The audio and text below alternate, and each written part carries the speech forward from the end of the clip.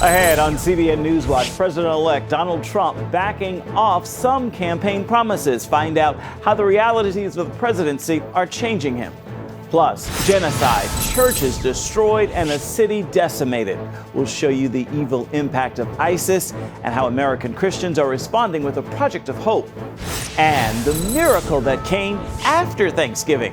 Hear what it was that brought the pilgrims to their knees and how God responded with a 2-week-long answer to prayer.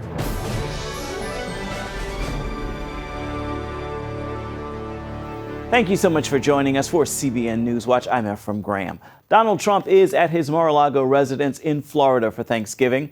Before that, he wrapped up some meetings regarding major posts in his administration. Among those he had talks with, Ben Carson. Mark Martin has more on the story. President-elect Donald Trump says he is seriously considering Ben Carson to lead the Department of Housing and Urban Development. Carson said on Monday's 700 Club that despite his desire to stay out of government, the Trump team was still talking to him. I don't want to work within the government. I've made that pretty clear. They're still working on me. The Washington Post and the Charleston Post and Courier reported that on another significant appointment, U.S. Ambassador to the United Nations, Trump selected South Carolina Governor Nikki Haley. Trump also spoke out about his former Democratic rival Hillary Clinton, telling the New York Times that continuing investigations into her activities would be very, very divisive for the country, although he did not rule it out. Possible cabinet pick former New York Mayor Rudy Giuliani said he understood Trump's position. Look, there's a tradition in American politics that after you win an election, you sort of put things behind you. And if that's the decision he reached, that's perfectly consistent with sort of a historical pattern of things come up, you say a lot of things, even some bad things might happen, and then you can sort of put it behind you in order to unite the nation. So if he made that decision, I would be supportive of it. I'd also be supportive of continuing the investigation. Trump heads into the Thanksgiving holiday with a head start on selecting his cabinet. After his YouTube speech Monday night, he intends to keep on telling Washington and the American public what he plans to do once he takes office in January. Mark Martin, CBN News. Another police officer has been shot, this time in Detroit, Michigan. 29-year-old Wayne State University officer Colin Rose radioed he was investigating possible thefts of navigation systems from cars Tuesday evening. He said he was going to speak with someone on a bike, and that's when he was shot in the head. Officer Rose is now recovering, and police are questioning a man about that attack. Governor Nikki Haley is calling on South Carolina residents to pray. It comes as the murder trial of North Charleston police officer Michael Slager continues, and the death penalty trial is getting started for Dylan Roof for the killing of 9 black Charleston church worshipers. These tragedies continue to happen, but the one constant is how the people of South Carolina have responded. The one constant was when things we didn't understand happened. The action, the faith was there. The action was people stood hand in hand and loved each other.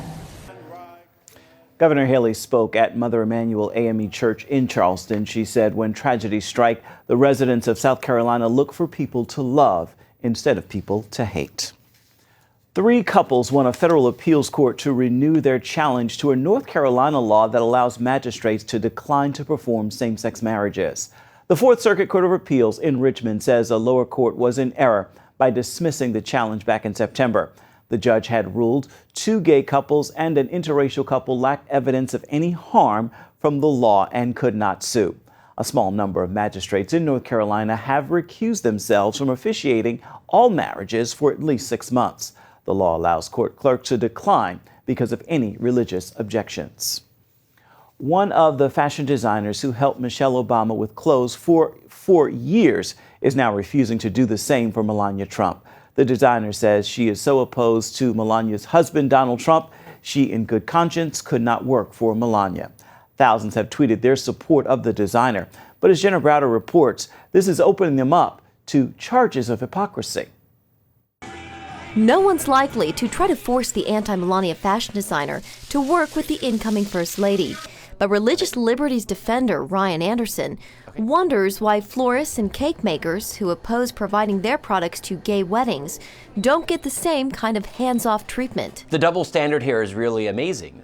So liberals who have conscientious concerns and artistic talents don't have to lend their artistic gifts and talents to celebrate messages that conflict with their beliefs.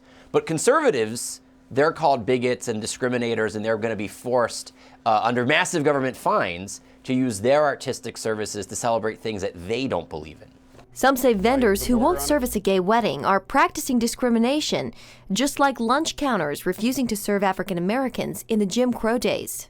So in every case that we know of, every case that's made kind of the headlines, these were professionals who had no problem serving gay and lesbian customers. Their only conscientious concern was that they couldn't do a same-sex wedding. They couldn't be the wedding photographer, they couldn't bake the wedding cake, they couldn't do the wedding flowers. So thousands applaud a fashion designer for refusing to work with Melania Trump. Fines say those defending religious liberties. But maybe it's time, in that same spirit, to give a break to those vendors with biblical objections to gay marriage. Reporting in Washington, Jenna Browder, CBN News.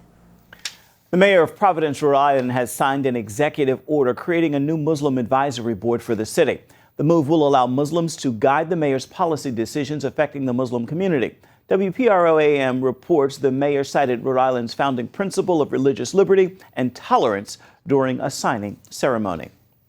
President Obama has given the go-ahead to sell more than 100 Airbuses to Iran, the latest commercial activity with Iran since last year's controversial nuclear deal. President-elect Donald Trump has threatened to renegotiate the nuclear accord and to stop trade.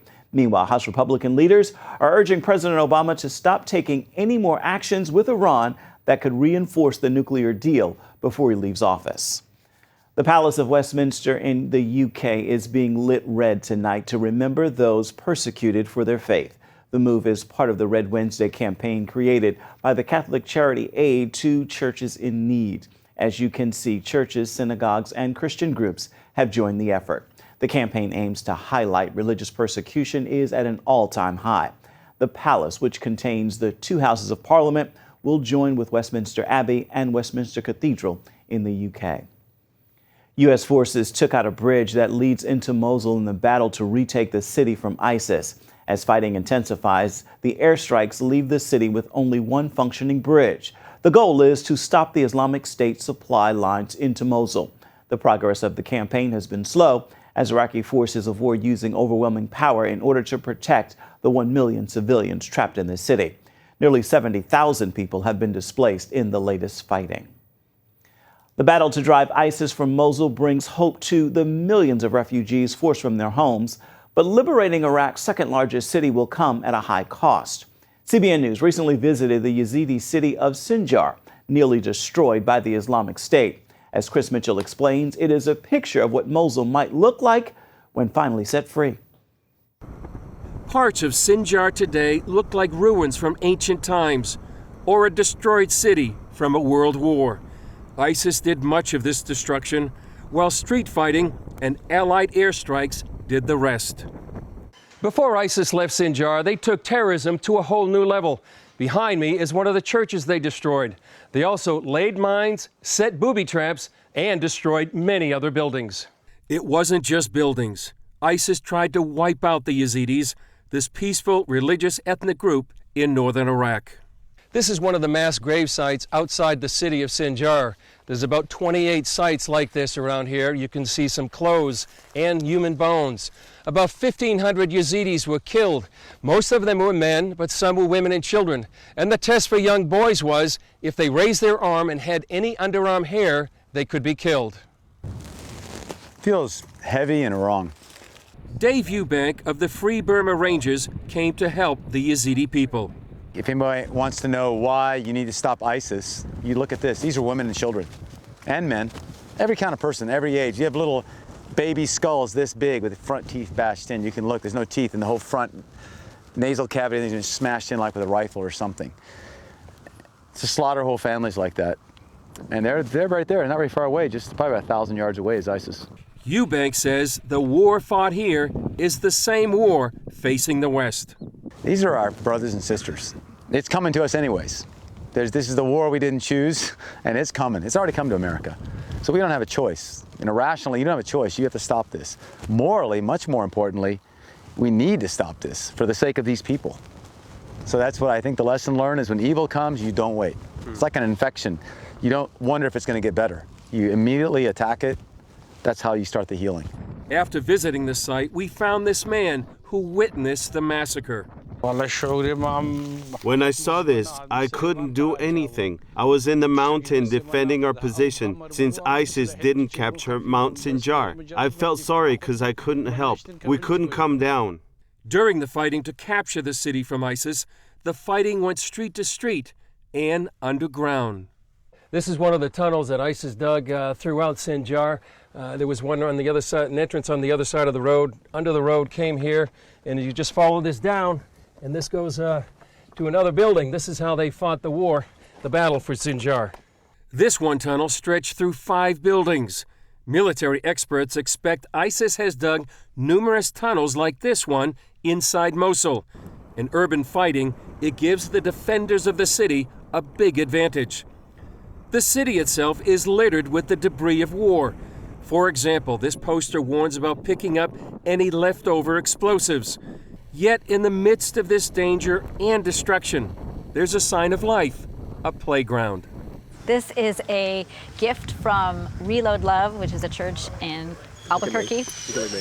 And it was a vision. It's a product of great vision to put fun and joy in a war zone, to give kids that have lived through trauma of war some fresh piece of love from people who care and pray for them. Its bright colors not only stand out in a war-weary city, but one young American saw the value of what a playground can do for the children of war. In one of our church visits, one of the Sunday school kids was watching a video of kids playing at a different playground on another front line and said, I think they've forgotten about it. I think they've forgotten about the war. They're just playing. That's our joy in partnership with this, and it's our prayer for the kids that they would know something about God's love and a creative new opening in the midst of a difficult place. It's likely a story that will be repeated in and around Mosul.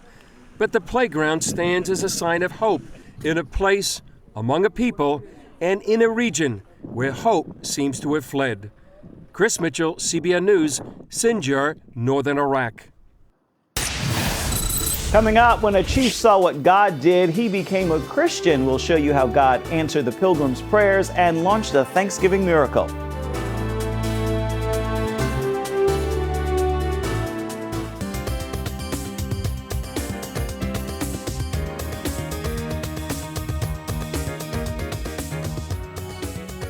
Bloomington, Indiana is renaming 2 holidays in order to be more culturally sensitive and inclusive. So Good Friday will now be called Spring Holiday, and Columbus Day will be known as Fall Holiday. The Bloomington Times-Herald reports Mayor John Hamilton announced the change in a memo to city employees, saying, "These updated names for 2 days of well-merited time off is another way we can demonstrate our commitment to inclusivity." Many on the left have wanted to get rid of Columbus Day because they believe the discovery of America led to oppression and genocide of Native Americans. The holidays will remain paid days off for city employees. Most of us know the Pilgrims held a Thanksgiving feast to celebrate surviving their harsh winter.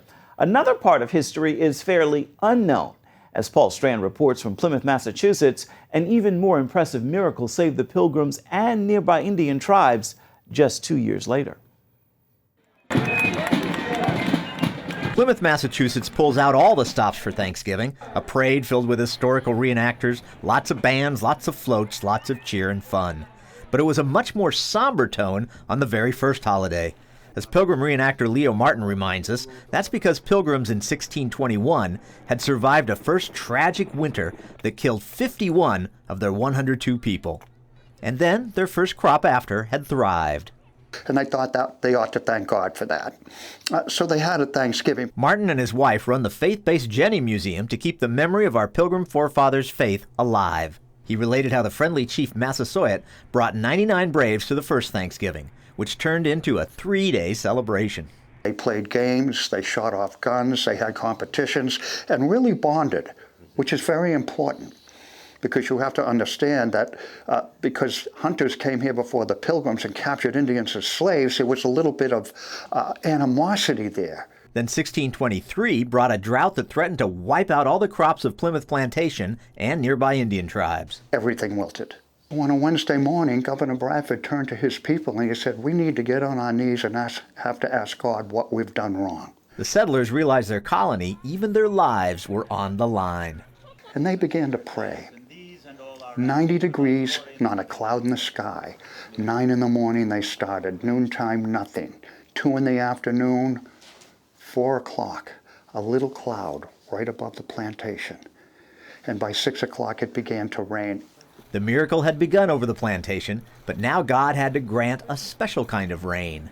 And I do not mean the kind of rain we're used to in Plymouth, the nor'easter where everything gets knocked down, but a soft, gentle rain fell on Plymouth Plantation for 2 weeks, and the crops were saved. Not only that, as nearby Indian chief Hobbamock watched, this miracle, this saving rain, initiated a huge leap forward in relations with the Pilgrims. And when he saw that happen, he went up to William Bradford and he said, Billy, I like your God. He saved your crops, and Hobbamock became a Christian. And that's when Hobbamock built his village right across the river from the Pilgrims, 3 years after the Pilgrims arrived, so he could be closer to his Christian friends and his Christian God. Some criticize the Pilgrims for not being as lively or actively witnessing as today's evangelicals, but Martin has great respect for these early settlers' Christianity. People say to me, the Pilgrims didn't evangelize. You know what they did? They lived their faith. And when you live your faith, it makes an effect. It had an effect on Hobbamock.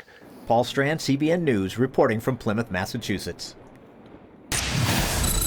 Up next, an electrical company that is rewiring lives. See how the bottom line for this business is giving former convicts a second chance.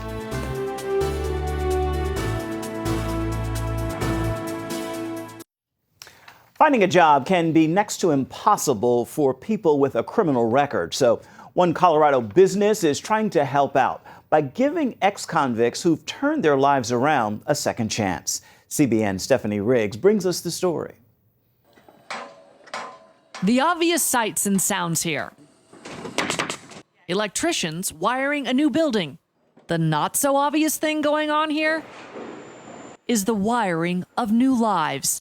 The Wayfield Electrical Group is known for its top-notch, state-of-the-art projects, but its greatest claim to fame is what it's building in heaven, not only giving people second chances, but giving back to the community in general.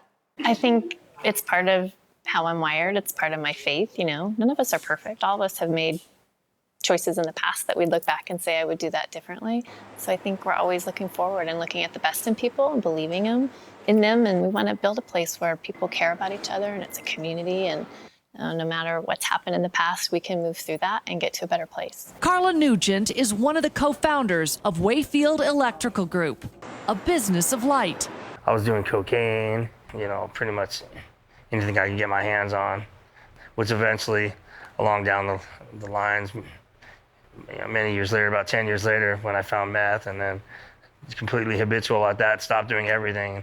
That's all I did for like 3 years. Scott Ammon credits her with saving his life. I remember when I was in jail and you were getting some sheets on saying, hey, these are the felon-friendly businesses in Denver. And, you know, wasn't really a big list, and it wasn't like professionally done. It was just, you know, it was handwritten, and it was kind of scary. Scott is now a journeyman electrician at Wayfield Group. He comes here as a veteran of Desert Storm and a graduate of a drug and alcohol rehab program. Yeah, the money's very good, but you also get an opportunity to help build the infrastructure of, you know, the community you live in. You know, I've worked on lots of schools, hospitals. I was addicted to alcohol, and I was at the point where I could go look for a job, and Wayfield took a chance on me. I was a meth addict for about 20 years. Kurt, where would you be without Jesus Christ and this company? I'd probably be in a prison cell, honestly, somewhere. And without Pier 1, I'd definitely be in prison. And why is that? Well, they took a chance on me and let me into their program and pretty much reprogrammed me to be functional in society and to trust the Lord and to trust myself and fight the addiction every day. Just believe in myself that I can do it. 2 years ago, the Denver Business Journal named Nugent Corporate Citizen of the Year, as well as Outstanding Woman in Business. It's what I work here for. It's what gets me excited. It's what makes me connect to people. It's the bigger picture. I want to be known as a woman of faith and living that in the workplace. We wouldn't be in the position we are if it wasn't for Jesus in our lives and how that helps us push through things, and just knowing I've got my Bible promise book in my drawer. So every time I have to quote a verse or something like that, whether it's anger, sad, frustration, I got all the little points that I can point. I mean, that all helps get through to the next level. When most of us flip on a light switch, we don't give it a second thought. But to Scott and dozens of others, it's relevance, pride, and a light at the end of a very dark tunnel. In Denver, Stephanie Riggs, CBN News. It's time now for your Wednesday word, and today's word is relationship. God created us for it. Consider this. When Adam disobeyed God in the garden, he did not throw him or his human creation away. He sent his son eventually to restore humanity to a right relationship with him. God has ordained relationships. You are not meant to be alone. With that word, make this time to be fully present with those around you during the holiday season, and more importantly, make time to be fully present in your relationship with our Heavenly Father. That is going to do it for this edition of CBN NewsWatch. Remember, you can find more of our exclusive coverage of the issues you care most about, and you can find it at cbnnews.com. We'd love to hear what you think about the stories you've seen here today. You can do it on Facebook, Twitter, as well as Instagram. Hope you'll join us again right here next time. Have a wonderful Wednesday and a happy Thanksgiving.